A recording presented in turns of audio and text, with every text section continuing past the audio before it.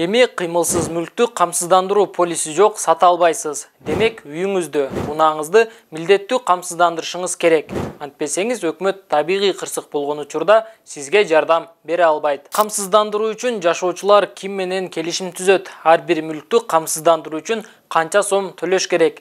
Алдыда түшүндүрүп берем. Менин аты жөнүм Нургелди Каныбек уулу.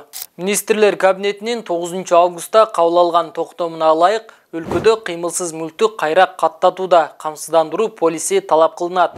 Бул сатууда, билекке берүүдө, уразга калтырууда же күрөөгө коюуда суралат.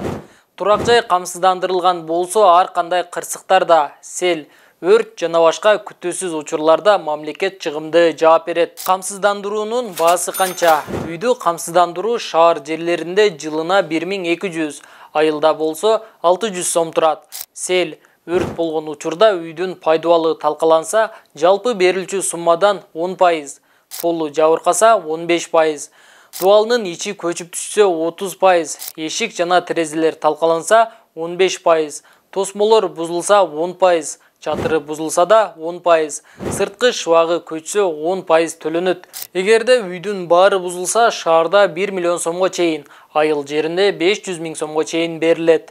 Эгер камсыздандырбаса, эмне болот? Милдеттүү камсыздандыруу жөнүндө мыйзам 2016 жылдан бери иштейт. Документ ар бир тургунду милдеттендирген менен, аны аткарбагандар эч кандай жоопко тартылбайт.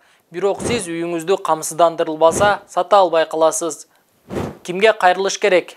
Кыймылсыз мүлктү камсыздандыруу үчүн жашоочулар мамлекеттик каттоо кызматына, камсыздандыруу мекемесинин аймактарындагы бөлүмдөрүнө барып, келишим түзсө болот. Ал эми унааңызды сатууда ОСАГО полиси милдеттүү талап кылынат. Бул документ болбосо, сиз унааңызды башка бирөөнүн атына өткөрө албайсыз. Анткени 2025 жылдын 1 январынан тартып, ОСАГО полиси жок автоунааларга айып пул салына баштайт. Унаны 1 жылга камсыздандыруунун баасы 2000ден 5000 сомго чейин. Ал анын көлөмүнө карап төлөнөт. ОСАГО полисин мамлекеттик камсыздандыруу уюмунан алса болот. Кимдерге жеңилдик бар? 1-2 топтогу майыптыгы барларга 100% жеңилдик. 3 топтогуларга, согуштун ардагерлеринин жесирлерине 50%дан жеңилдик берилет. Ошондой эле аз камсыз үй бүлөлөргө да 50%дык жеңилдик каралган. А сиз мүлкүңүздү камсыздандырдыңызбы?